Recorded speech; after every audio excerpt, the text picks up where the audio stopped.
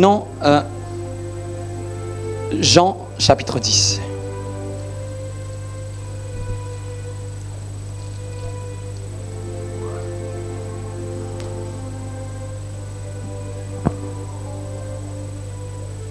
Qui croit au miracle? Dieu va opérer un miracle dans ta vie. Et quand ce miracle va arriver, il faut le témoigner pour rendre gloire à Dieu. Amen. Jean chapitre 10, on va aller rapidement, on va courir. Nous prenons les Écritures.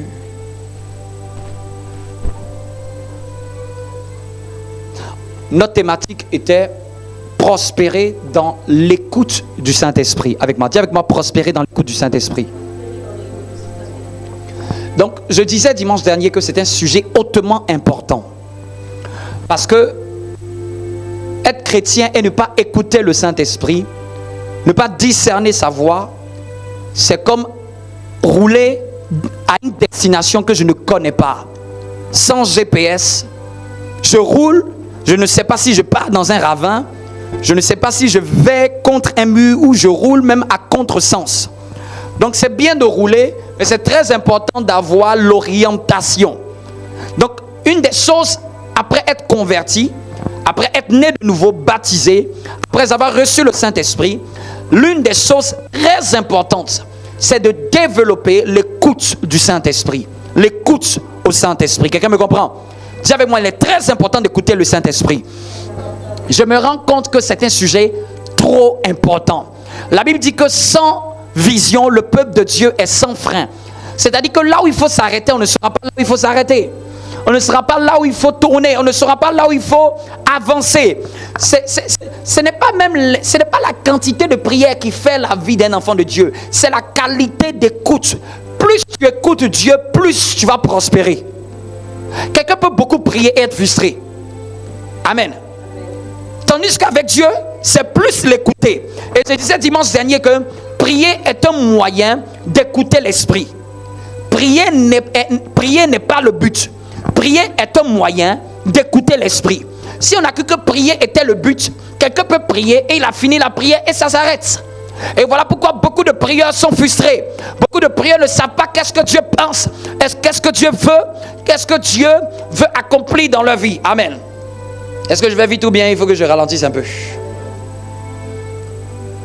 La prière n'est pas le but. Le but, c'est d'écouter Dieu.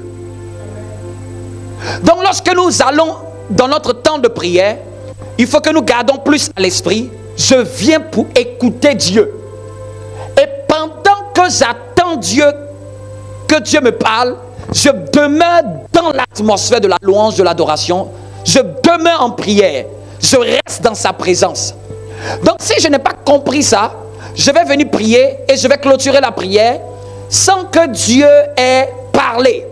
Tandis que le but de la prière, c'est ça, c'est rechercher la voix de Dieu. C'est retrouver la voix qui parcourait le jardin le soir. Vous me comprenez?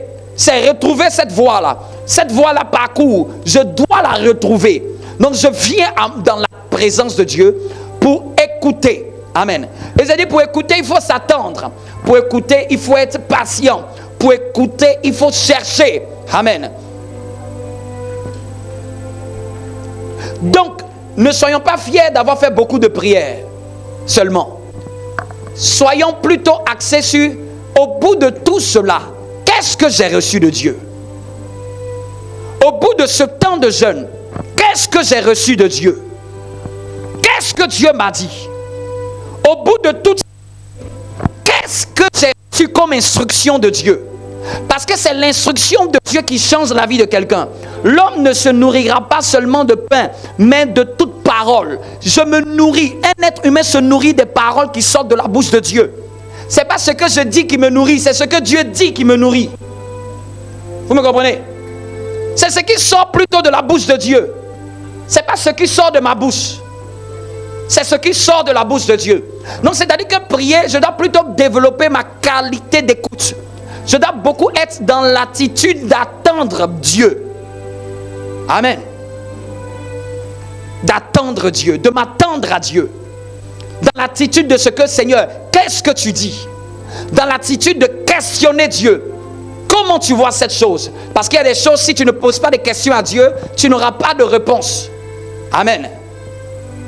Donc quand tu veux que Dieu parle plus avec toi, soyons des gens qui questionnons plus Dieu. Seigneur, pourquoi ça s'est arrivé? Les disciples ont appris avec Jésus des choses qu'ils n'auraient pas apprises s'ils ne les avaient pas posées. Jésus, pourquoi n'avons-nous pas pu chasser ce démon? Jésus, apprends-nous à prier. Jésus, qu'est-ce que cette parabole signifie? Il y a des réponses que Dieu a données dans la Bible, que Jésus a données dans la Bible, c'est à cause d'une question de Pierre. Il y a des choses que Dieu ne te dira pas si tu ne t'as jamais interrogé sur le sujet. Si tu n'es pas allé en prière. Au fait, je vais te donner les bons sujets de prière. Va chercher Dieu pour les choses mystérieuses que tu ne connais pas. Qu'est-ce qui se passe? Qu'est-ce que tu dis par rapport à mon orientation professionnelle? Qu'est-ce que tu dis par rapport à mon mariage? Qu'est-ce que tu dis par rapport à mon appel? Qu'est-ce que tu dis par rapport à cette saison? Qu'est-ce que tu dis par rapport à ma capacité à enfanter? Qu'est-ce que tu dis? Qu'est-ce qu'il y a? Qu'est-ce qui ne va pas?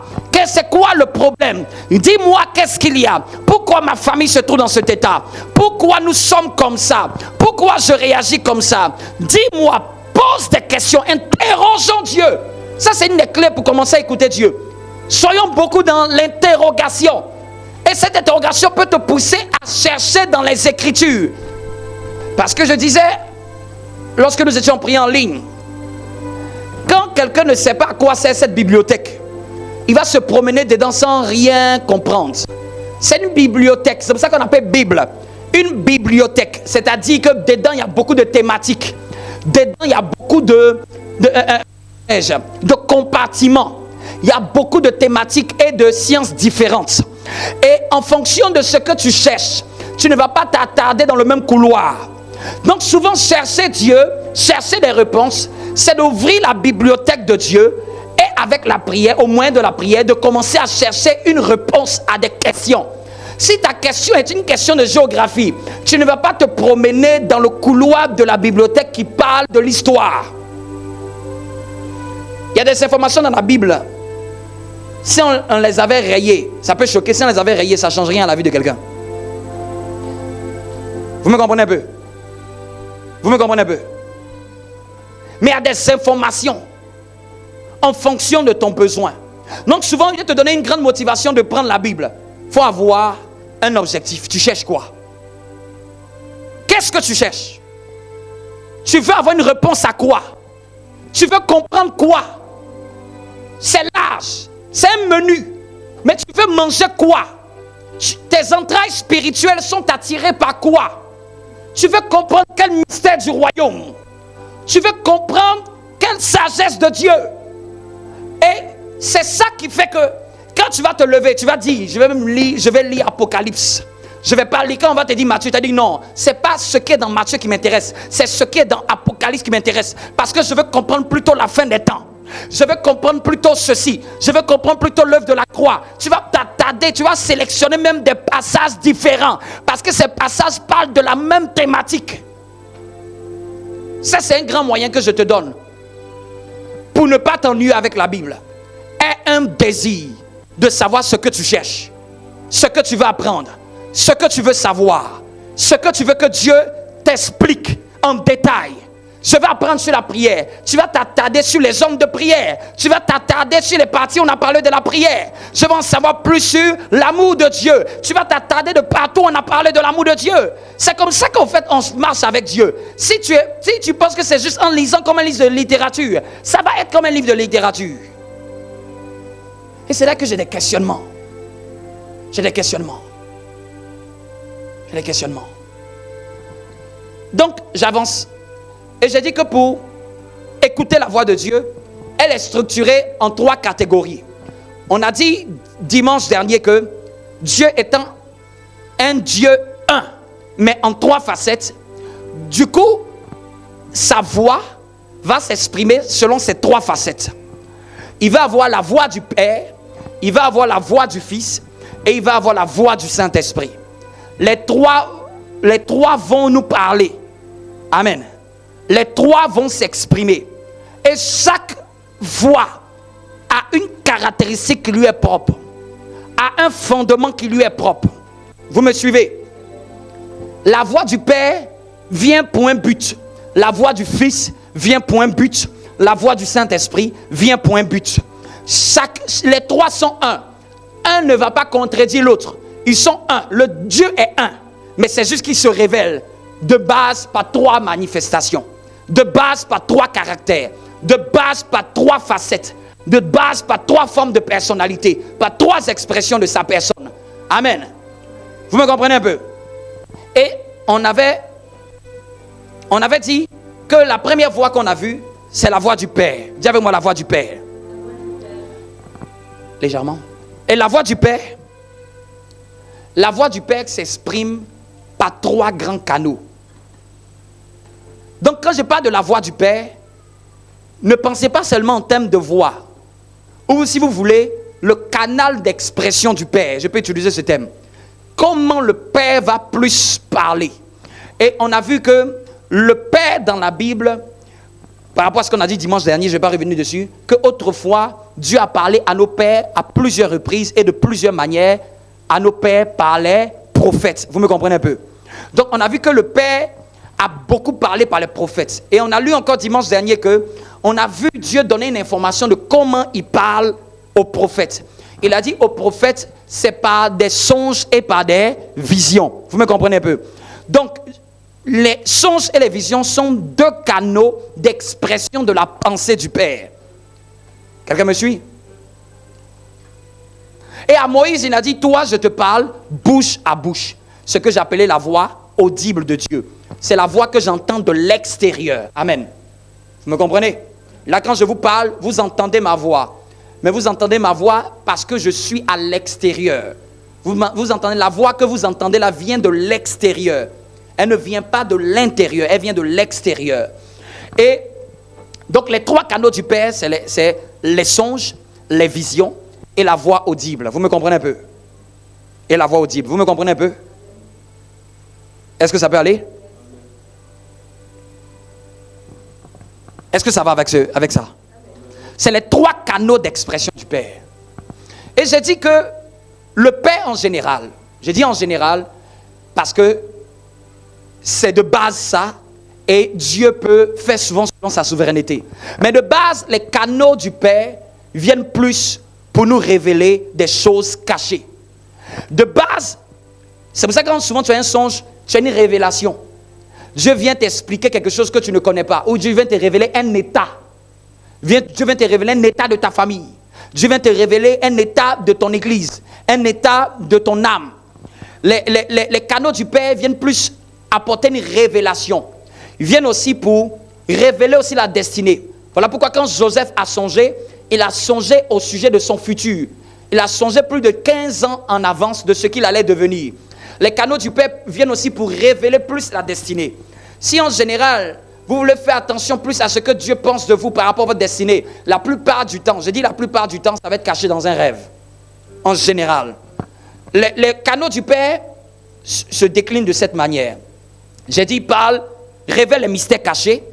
Les canaux du Père donnent des directives ou des instructions. Vous me comprenez un peu? Je voudrais que tu entres en jeûne. Amen. Je voudrais que tu pries. Je voudrais que tu prennes ceci, que tu fasses cela. Amen. Je voudrais que tu délivres mon peuple. Vous voyez un peu? La parole d'Éternel vient à Abraham. Quitte ta parenté et va dans le pays que je te montrerai. La voix du Père se révèle pour lui donner une directive. Vous me comprenez un peu? Les canaux du Père viennent plus pour ça. Vous me comprenez un peu? Parlent plus de la destinée, parlent plus du futur, parlent plus de la mission, révèlent beaucoup plus les mystères cachés, donnent des directives et des instructions. Vous me comprenez un peu? Quelqu'un me suit? Donne beaucoup plus de directives et des instructions. Les songes et les visions viennent révéler souvent des choses cachées, les choses qu'on ne connaît pas. Il dit, invoque-moi, je te répondrai, je te montrerai les choses cachées, les choses que tu ne connais pas. Souvent, c'est des choses cachées que Dieu met en nous en vision, que Dieu nous révèle en songe. Amen. Quand il parle à Moïse, il dit, Moïse, j'ai entendu la voix de mon peuple qui crie. C'était pour lui révéler une mission. Vous me comprenez un peu? Le songe de Joseph, c'était pour lui parler de ce qu'il allait être plus tard demain. Il a fait 2 fois ce songe. Les songes même de les chansons et du panetier, c'était pour leur révéler ce qui allait se passer par rapport à leur vie plus tard. L'un allait mourir et l'autre allait vivre. Amen. Quelqu'un me suit? Est-ce que quelqu'un me suit? Donc, les canaux du Père s'expriment plus de cette manière. Et j'ai dit que les canaux du Père restent solides dans leur vie pour quelqu'un qui est de consacré. Si Dieu a l'habitude de te parler par les songes ou par les visions, ça va dépendre de ton état spirituel. Si c'est quelqu'un qui n'est pas un homme de prière, une femme de prière, la fréquence de ses visions et de ses songes vont baisser. Au fait, ces canaux-là ont besoin d'une activité spirituelle pour être plus enclin à se manifester. Quelqu'un peut avoir la grâce de Dieu de recevoir des songes, mais s'il n'est pas très actif spirituellement, s'il n'a pas l'habitude de servir Dieu ou d'être consacré à Dieu, il va voir la fréquence de ses visions baisser. S'il ne sert pas Dieu, vous me comprenez un peu? Et s'il n'est pas consacré, s'il donne ses yeux à n'importe quoi, c'est-à-dire que même s'il va avoir un songe de temps en temps, mais il était appelé à avoir peut-être 4 songes, 4 visions. Vous me comprenez un peu? La voix du Père, les canaux du Père marchent beaucoup plus avec la manière dont nous marchons dans notre foi. La manière dont nous sommes consacrés. Celui qui a beaucoup de visions, tu vas voir, c'est quelqu'un qui prie, c'est soit quelqu'un qui sert Dieu. Vous me comprenez un peu? Celui qui ne fait rien des deux, les visions, ce sera de temps en temps. Même Pharaon a un songe, mais il a eu seulement un songe une fois comme ça. Tout le monde a des songes, mais je parle de quelqu'un qui a la fréquence continue. Vous me comprenez? Garder la fréquence des songes et des visions, ça vient beaucoup plus par la qualité de ma consécration. Un homme qui avait l'habitude de voir disait que s'il n'arrivait pas à prier en moyenne jusqu'à 2 heures, il avait moins de vision. Il estimait que, après calcul, que quand il priait, si ça dépassait, n'arrivait pas autour de 2 heures, il avait rarement des visitations en vision. Vous me comprenez un peu? Est-ce que je peux avancer? Est-ce que c'est compris pour les 3 canaux du Père? Les songes, les visions et la voix audible qui vient de l'extérieur. Et après, on est parti sur les canaux du Saint-Esprit. Dis avec moi les canaux du Saint-Esprit. On va lire un texte rapidement. J'avais dit Jean, mais on va sauter, on va gagner du temps. 1 Jean.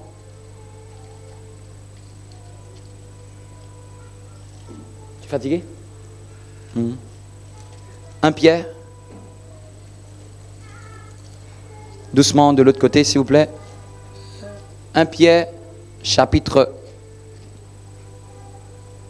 Pourquoi je dis 1 Pierre? 1 Jean, pardon. 1 Jean, chapitre 3. Verset 21. Et puis quelqu'un va prendre 1 Corinthiens, chapitre 2. Quelqu'un pour lire rapidement. 1 Pierre... Pourquoi j'ai dit 1 Pierre? 1 Jean, pardon. Amen. 1 Jean, chapitre 3, verset 21. Dis avec moi les canaux du Saint-Esprit. Les canaux du Saint-Esprit. Quelqu'un pour lire? Il n'y a personne? Je vais lire, je vais gagner du temps. 1 Jean chapitre 3 à partir du verset 21. La Bible dit, bien-aimés, est-ce que vous y êtes? Bien-aimés quoi? Condamne pas. Si notre cœur ne nous condamne pas, alors nous avons de l'assurance devant Dieu.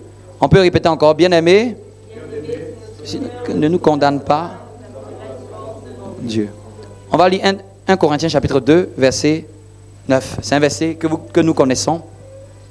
Verset 9, je lis rapidement. La Bible dit que comme il est écrit, ce sont les choses que l'œil n'a pas vues, les visions. Amen.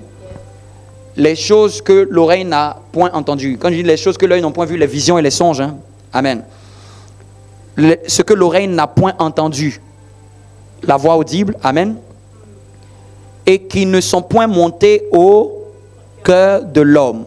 Des choses que Dieu a préparées pour ceux qu'il aime. Amen. Pour ceux qu'il aime, pardon. Donc, on a dit les choses que l'œil n'a point vues, les visions et les songes. Les choses que l'oreille n'a point entendues, la voix audible. Amen.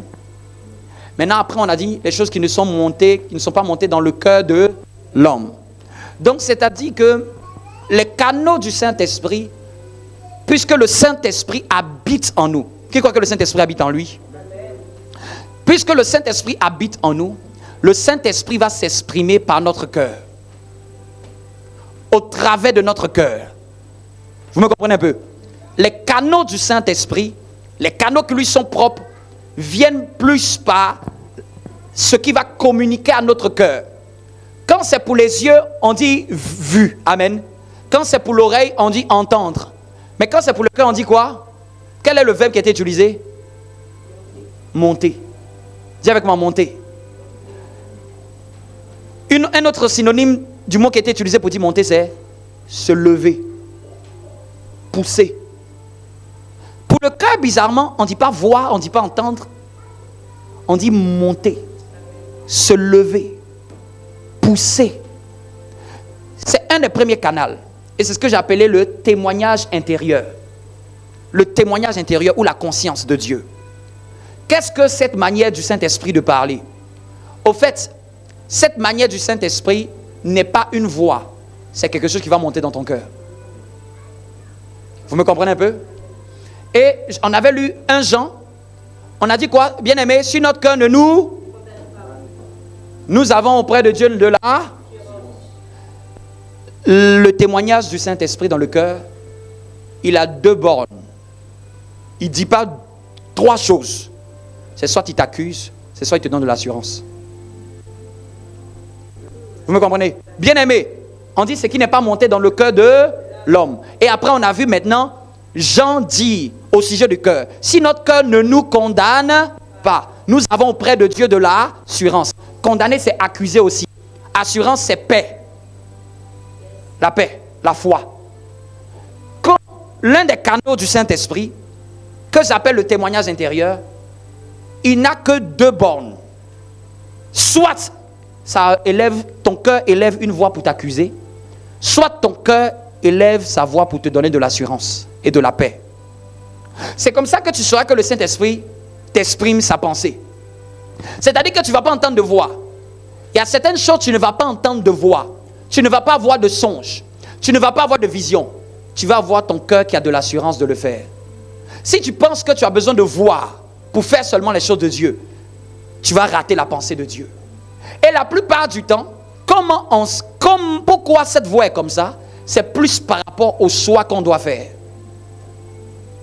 C'est pour ça que cette voix-là, c'est aussi appelé le oui et le non. Cette voix-là est aussi appelée le oui et le non. La vie ou l'âme de la connaissance du bien et du mal. Vous me comprenez un peu? Cette voix-là, c'est le vrai ou le faux. Au fait, quand vous lisez dans l'Ancien Testament, quand la Bible dit que David prenait l'éphod et il consultait Dieu, comment il faisait ça? Parce que l'éphod était un élément qu'on mettait sur le cœur, avec des pierres. Et il y avait 2 pierres à l'intérieur. Si vous lisez bien, les étudiants, il y avait 2 pierres qui étaient particulières. Ça s'appelait les pierres du jugement de Dieu. Elles étaient sur le cœur du sacrificateur. Il y avait une qui était noire, il y avait une qui était blanche. Et on appelle ça dans la Bible l'Urim et le Tumim. Au fait, sur certaines questions, ce n'était pas les prophètes qui parlaient. Mais pour consulter l'Urim et le Tumim, il fallait poser toujours une question qui était pour te permettre de savoir si c'est oui ou non. Je donne un exemple. Si tu veux savoir, Seigneur, est-ce que j'ai pris le bon travail? Là, tu poses une bonne question. Tu vas sentir la paix ou ton cœur qui va t'accuser. C'est-à-dire que pour avoir accès à cette voie, la réponse, il ne doit pas avoir 3 réponses. Vous me comprenez un peu? Il ne doit pas avoir 3 réponses. Il doit avoir que 2 alternatives. Je me marie avec ces personnes, oui ou non. Et puis tu écoutes ton cœur. Tu es en prière et tu écoutes ton cœur. Et la plupart de ce qui concerne les choix, la plupart, Dieu parle premièrement par là. Quand il s'agit des choix, c'est quand tu n'as pas entendu ça que Dieu peut passer par un songe pour parler. Mais ce n'est pas la méthode conventionnelle. Vous me comprenez un peu? Parce que tes songes peuvent être influencés par l'état de ton âme. Mais souvent, Dieu t'a déjà parlé. Dieu nous a déjà parlé, mais c'était depuis dans notre cœur. Mais c'est comme peut-être nous étions troublés, qui doit utiliser maintenant un prophète pour venir te le dire. Garde à l'esprit. Si mon cœur ne me condamne pas, dis avec moi, si mon cœur ne me condamne pas, c'est que je suis dans l'assurance. Comment tu sauras que tu as une bonne voie avec Dieu, regarde ce qui monte dans ton cœur. Est-ce que ton cœur te condamne? Est-ce que ton cœur t'accuse? Qui ici, quand il pêche, il reçoit toujours une vision pour lui dire que mon fils, tu viens de pécher? Hein? Qui ici, quand il fait quelque chose qui n'est pas bien, il reçoit un songe qui vient lui dire, mon fils, je viens te révéler que ce que tu as fait hier là n'est pas bon. Dès que nous faisons quelque chose qui n'est pas en la volonté de Dieu, notre cœur nous accuse. C'est ce qui nous pousse à la repentance. C'est un signal de Dieu. Et je vous dis, c'est très important d'être sensible à cette manière de Dieu de parler. Parce que beaucoup de choses de la vie, Dieu ne va pas utiliser la méthode extravagante. Vous me comprenez un peu? Beaucoup de choses de la vie, Dieu utilise plus les deux bornes pour nous conduire. Mais si quelqu'un veut seulement toujours entendre une voix, il peut se tromper. C'est pour ça que souvent pour certaines choses, quand vous entendez les hommes de Dieu qui disent qu'on ne fait pas ça par prophétie, c'est parce que dans ce domaine-là, c'est pas plus par la prophétie que Dieu règle ça. Et comme les gens veulent utiliser la prophétie pour régler ça, c'est même des erreurs. Dans les domaines des choix, dans les domaines des directives, dans les domaines de je ne sais pas quoi faire, dans les domaines de je ne sais pas où aller, dans les domaines de je ne sais pas qu'est-ce que je dois faire, je pose une question à Dieu et puis je reste en prière. Amen. Pose une question à Dieu et puis écoute ce qui va monter dans ton cœur. Est-ce que ton cœur va t'accuser ou est-ce que tu auras de la paix ou de l'assurance? Vous me comprenez un peu? Tu poses cette question à Dieu et puis tu restes en prière. Il faut que tu arrives à avoir la lecture de ce qui monte dans ton cœur. C'est comme ça que tu sauras quelle directive prendre.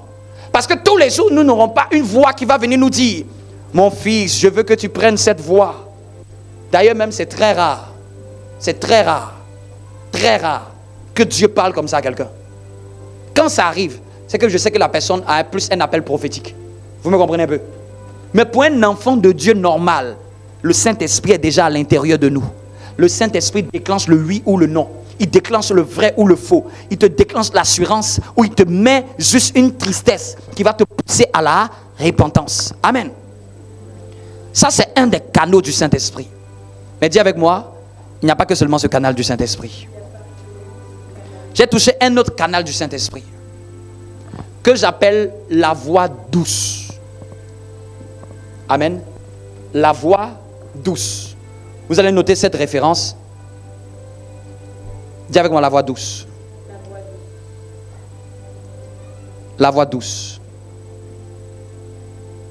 1 Roi 19, 12. C'est le texte où Élie priait. Il y eut un grand tremblement de terre. Et la Bible dit que l'Éternel n'était pas dans le grand tremblement de terre. Il y a eu un grand vent. La Bible dit que l'Éternel n'était pas dans ce grand vent. Ou si quelqu'un a trouvé la référence, même il pourra lire. Et 1 Roi chapitre 19, verset 12.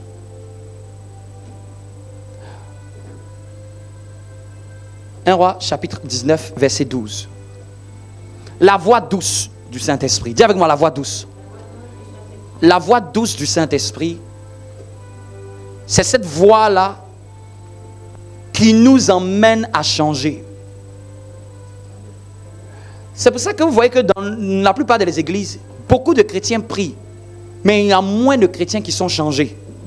Parce qu'ils écoutent beaucoup plus. Tu vas voir qu'ils ont des espérances, il va te dire que j'ai des songes. Tu ne vas pas voir un chrétien qui prie, il va te dire qu'il n'a pas de songes. Mais tu peux dire, mais avec autant de songes à pourquoi ton cœur est dur comme ça? C'est parce que quand les songes viennent, elles ne viennent pas pour te changer. Elles viennent te donner des informations. Mais la voix qui pousse au changement, c'est la voix douce du Saint-Esprit. C'est la voix qui peut dire, regarde comment tu as parlé à ta femme. Celle-là, elle est tellement douce que quelqu'un peut ne même pas prêter attention. En fait, c'est pour ça que c'est dit la voix douce. Parce qu'il faut être, ton esprit doit être ailleurs pour ne pas l'entendre. Ton esprit doit être très attentif si tu veux l'écouter. Personne n'a encore pris le texte. 1 Roi chapitre 19, verset 12. Vous voulez pas lire la Bible aujourd'hui?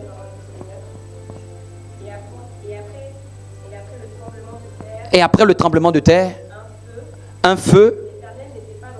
L'Éternel n'était pas dans le feu. Et après le feu, un murmure doux et léger. Dans d'autres versions, on dit une voix douce. La voix douce du Saint-Esprit, elle pousse au changement.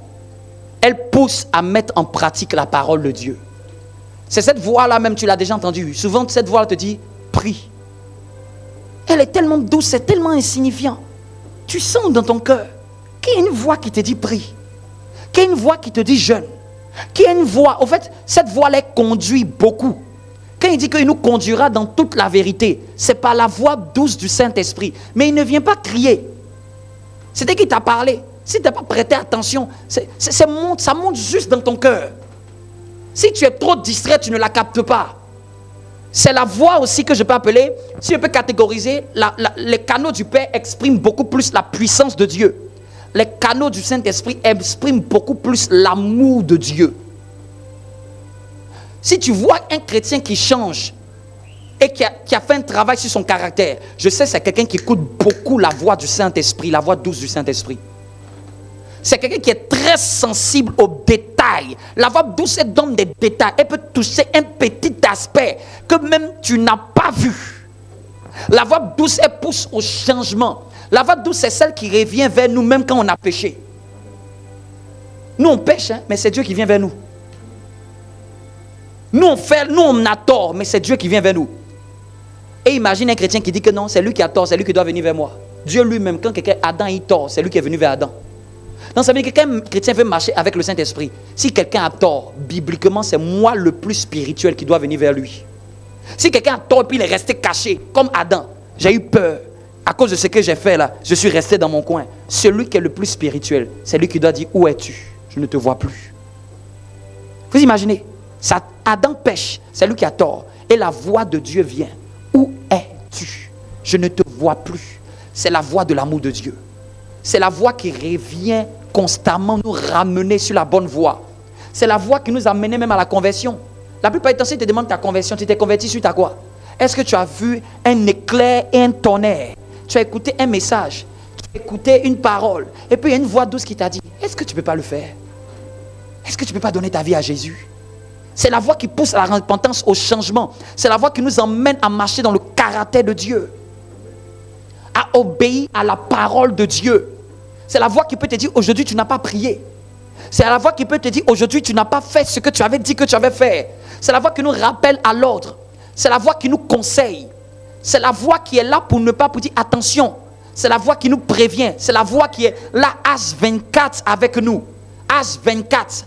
Et cette voix-là en général, j'ai dit que le jeûne et la prière activent plus les visions et les songes. Mais la voix douce du Saint-Esprit, ça vient beaucoup plus par l'obéissance. En fait, plus on obéit à cette voix, plus cette voix-là, nous allons être plus sensibles à elle. Moins on est obéissant, cette voix-là, elle est étouffée. C'est pour ça que vous pouvez demander, mais comment quelqu'un, il prêche la Bible et puis il vit dans le péché? C'est parce qu'il prêche la Bible, mais la voix du Saint-Esprit douce, là, il a étouffé. Tu peux dire, mais comment il est chrétien, puis il a un sale caractère. Il insulte tout le monde. Il a des songes, oui. Il a des visions, oui. Mais la voix douce, il a empêché qu'elle parle. Il ne l'écoute pas. C'est la voix douce qui peut te dire tout de suite là, ce que tu viens de faire là n'est pas bon. C'est la voix du Saint-Esprit, la voix douce là qui peut te dire, va t'excuser. Va demander pardon. Elle nous pousse vraiment dans l'obéissance. Elle se rassure que nous sommes conformes. C'est la voix du Saint-Esprit qui veut dire que là, tu n'as pas pardonné. Elle te révèle même des choses sur toi, sur nous. Elle nous dit, tu sais que ça, là, cet événement, tu n'as pas pardonné. Tu dis, ah bon? Et c'est lui qui va t'expliquer que tu n'as pas pardonné au fait.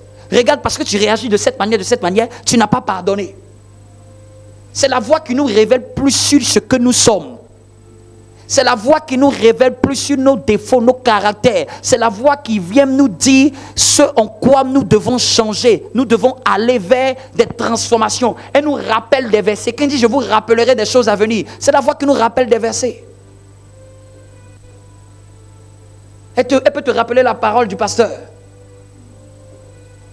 Elle ramène dans ton esprit certaines choses que tu avais oubliées.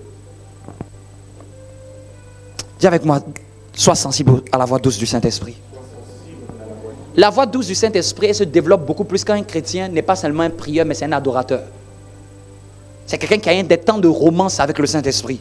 Au fait, elle se développe plus quand tu as une romance avec le Saint-Esprit. Genre, il y a une fusion, il y a une intimité. Vous avez vos habitudes. Tu as la manière dont de lui parler, tu as tes habitudes avec lui. Voilà pourquoi beaucoup de gens qui prient sans écouter souvent la voix douce. Parce que la voix douce ne vient pas de beaucoup quelqu'un qui prie. Ça vient plus de beaucoup quelqu'un qui a un cœur d'adorateur. La voix douce vient de quelqu'un qui est beaucoup plus soumis aux choses de Dieu. La voix douce vient beaucoup plus... Quand quelqu'un est orgueilleux, il ne peut pas écouter la voix du Saint-Esprit, la voix douce. Elle vient plus avec l'humilité. Quelqu'un qui a envie de changer. Amen. Dis avec moi, les deux canaux du Saint-Esprit. Le témoignage intérieur et la voix douce. Est-ce que ça va? Est-ce que ça va? La voix douce, elle vient beaucoup plus quand tu as de la romance avec le Saint-Esprit. C'est-à-dire qu'il y a une romance. Tu lui partages ta flamme. C'est vraiment l'amour de Dieu. Elle se manifeste quand quelqu'un a amour. Quelqu'un qui l'écoute beaucoup, il va être amour. Quelqu'un qui l'écoute, il va pratiquer beaucoup l'amour de Dieu. Quelqu'un qui l'écoute va faire attention à des détails de l'évangile. C'est elle-même qui peut t'expliquer des écritures. Et je termine avec la troisième catégorie. Dis avec moi, la voix du Fils. Ou le canal du Fils. On a vu les canaux du Père, il y en a 3. On a vu les canaux du Saint-Esprit, j'en ai touché 2. Amen. Et dis avec moi le canal du Fils. Concernant le Fils, comment il va parler? La Bible dit que Dieu a plusieurs fois, à plusieurs reprises, parlé par les prophètes. Mais maintenant, il parle par le Fils. Amen. Et quelle est l'identité du Fils? La Bible dit qu'au commencement était la parole, et la parole était avec Dieu. Et la parole s'est faite chair, et elle est venue parmi nous. Au fait, le Fils, la manière de parler du Fils, c'est par la parole. Je détaille encore. La manière de parler du Fils, c'est une parole dans une chair. Et la parole s'est faite chair. Et elle est venue parmi nous. Quand le Fils veut parler, quand Jésus veut parler, sa parole va être dans la bouche d'un homme. J'explique encore. Quand tu lis Matthieu, qui te parle de Jésus dans Matthieu? Qui te parle de Jésus dans Matthieu? Quand tu lis Marc, qui te parle de Jésus dans Marc? Quand tu lis Jean, qui te parle de Jésus dans Jean? Quand tu lis Luc, qui te parle de Jésus dans Luc? Qui a écrit Actes? Luc. Qui a écrit Romains? Paul. Qui a écrit Corinthiens? Paul. Qui a écrit 2 Corinthiens? Paul. Qui a écrit Pierre? Qui a écrit Jean? Est-ce que tout ce qui était écrit là parle de Jésus? Est-ce que tout ça c'est la bonne nouvelle? Est-ce que c'est la bonne nouvelle? Vous êtes d'accord? C'est passé par qui? Par des hommes. La voix du Fils, c'est la parole qui passe de Dieu, qui passe par un homme. C'est pour ça que vous voyez que quand Dieu veut bâtir, quand le Fils veut te bâtir, il te connecte à l'esprit de l'enseignement. Tous les dimanches, on enseigne, non? Vous pensez que c'est qui parle? C'est le Fils qui parle. Le Fils passe par l'esprit pour exprimer sa voix. Ce que je suis en train de dire là, c'est une expression du canal du Fils. C'est le Fils qui veut que vous sachiez ça. Le Fils ne parlera pas de lui-même. Le Fils ne parlera pas de lui-même. En parlant du Fils, ce sera toujours une chair. La parole va être chair. C'est quelqu'un qui va témoigner de lui. La voix du Fils, c'est la voix de l'instruction. C'est la voix de la connaissance. C'est la voix du témoignage. C'est la voix de la sagesse. C'est la voix de l'équipement, de l'enseignement. C'est pour ça qu'aujourd'hui, le Fils parle beaucoup par les hommes qu'il appelle pour enseigner ses enfants. Et la parole a été faite chair. Voilà pourquoi, quand Moïse faisait l'administration, tenons-nous debout, on arrive à la fin. Dieu est passé par Jéthro pour lui dire la manière dont tu fais l'administration là. Si tu continues comme ça, tu vas mourir. Le Dieu qui est apparu dans le buisson à Adam ne lui a pas dit ça. C'était la voix de la sagesse qui est venue dans un homme. La voix du Fils, c'est la voix de l'instruction, c'est la voix de la connaissance, c'est la voix du conseil. Chaque fois que le Fils, Jésus dit, il me rappelle ça, il dit que ce que vous ferez à l'un des plus proches de vous, c'est à moi que vous l'avez fait. Concernant Jésus, c'est beaucoup plus par les individus qui passent pour parler. Vous me comprenez un peu? Quand Jésus veut plus te parler, tu vas voir, il va utiliser quelqu'un pour te parler. Quand Jésus veut plus te parler, il va mettre quelqu'un qui va te dire juste une phrase. Mais il faut discerner que c'est de Jésus, il est en train de me parler. Il vient de la part de Jésus. Vous me comprenez un peu? Ce conseil vient de la part de Jésus. Cette sagesse vient de la part de Jésus. C'est pour ça que lisez, Jésus n'a écrit aucun texte. Jésus n'a écrit aucun texte. C'est des hommes inspirés par Jésus qui ont parlé de lui. Donc quand quelqu'un dit que non, moi je n'ai besoin de personne, tu mens. C'est Matthieu qui te parle de Jésus. Marc te parle de Jésus. Jean te parle de Jésus. Pierre t'explique des choses. Jean t'explique des choses. Daniel t'explique des choses. Tout le monde, tous les hommes qui ont eu une intimité avec Dieu, Dieu a permis qu'il y ait 66 livres pour qu'ils t'expliquent quelque chose sur Dieu. Non, si vous croyez un chrétien qui dit que non, moi je n'ai besoin de personne, moi c'est seulement le Saint-Esprit, il va manquer une dimension de sagesse. Je sais que c'est la folie qui va l'attraper. Parce que la voix du Saint-Esprit va te ramener toujours vers la voix de Jésus. La voix douce du Saint-Esprit va te dire, écoute cet enseignement. Tu ne l'as pas bien maîtrisé. Parce que la voix douce, elle ne peut pas venir t'expliquer certains principes. Elle va te dire, va lire. Un homme de Dieu disait que quand il posait toujours des questions au Saint-Esprit concernant des textes, il dit, mais Saint-Esprit, pourquoi tu ne me réponds pas? Le Saint-Esprit dit que tu n'as pas lu ce qui est écrit à ce sujet. Va lire et on va parler. Je ne vais pas te dire quelque chose que tu ne connais pas. Vous me comprenez un peu? Quand il pose la question au Saint-Esprit, mais Saint-Esprit, pourquoi tu ne me réponds pas? Saint-Esprit dit, concernant ce que tu me poses là, est-ce que tu as lu ce que Jésus dit de ça dans les Écritures? Parce que moi, le Saint-Esprit, je ne vais pas t'expliquer autre chose que ce que Jésus a dit. Je ne parlerai pas aussi de moi. Je parlerai de lui. Je prendrai ce qui est à lui. Vous me comprenez un peu? C'est pour ça que quand quelqu'un n'a pas la connaissance de Dieu, les Écritures, il va manquer d'une sagesse de Dieu. Il y a des questions qu'on ne pose pas au Saint-Esprit parce que les Écritures par Jésus ont déjà répondu. Vous me comprenez un peu? Il y a des sagesses que tu as dans ta marche chrétienne, Ce n'est pas parce que tu as prié. C'est parce que Jésus t'a déjà donné des principes comme ça dans la Bible. Jésus t'a dit comment on honore Dieu. Jésus t'a dit comment on adore Dieu. Jésus t'a dit comment on doit aimer son frère. Vous voyez un peu? Qui va te dire qu'à chaque fois, il a plusieurs reprises, il voit des visions, ou dans la vision, Dieu dit, va aimer ton frère, va aimer ta soeur. Dieu a déjà dit ça dans les Écritures. S'il te le rappelle en vision, c'est parce que c'est écrit. C'est tellement écrit que celui qui ne plonge pas les regards dans la loi parfaite, il ne sera pas heureux dans son activité. Dieu, sa parole fait chair. Donc, concernant la voix de Jésus, ça va venir souvent quand tu vas plonger tes regards dans ce que des hommes ont écrit de lui. Ou dans des enseignements de ton pasteur. Sinon, il y a une sagesse de Dieu que tu n'auras pas. Prie pendant 120 jours. Concernant la connaissance de Dieu, c'est Jésus qui révèle au travers de certaines personnes. Même si quelqu'un a une intimité avec le Saint-Esprit va lui dire que tu ne connais pas les Écritures. Tu n'es pas enseigné. Donc, ce que je veux faire avec toi là, je ne peux pas. Va apprendre sur le sujet. Tu vas voir, notre romance va passer à un autre niveau. Un jour, le Saint-Esprit m'a dit, est-ce que tu maîtrises les 10 choses à mon sujet? Il y a 10 choses dans la Bible que le Saint-Esprit fait. C'est dans Jean. Il m'a dit, est-ce que c'est clair dans ta tête?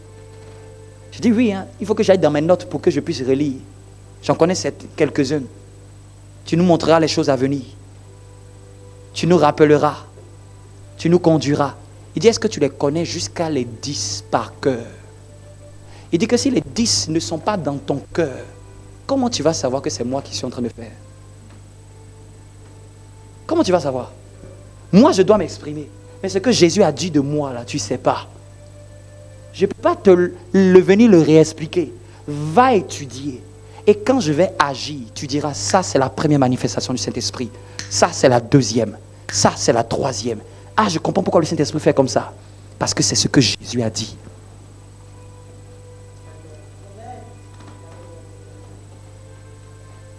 Vous voyez un chrétien qui n'écoute pas les enseignements.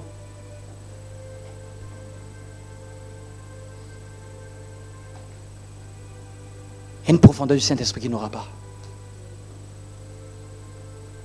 Quel sujet tu maîtrises? Acclame Dieu pour sa parole.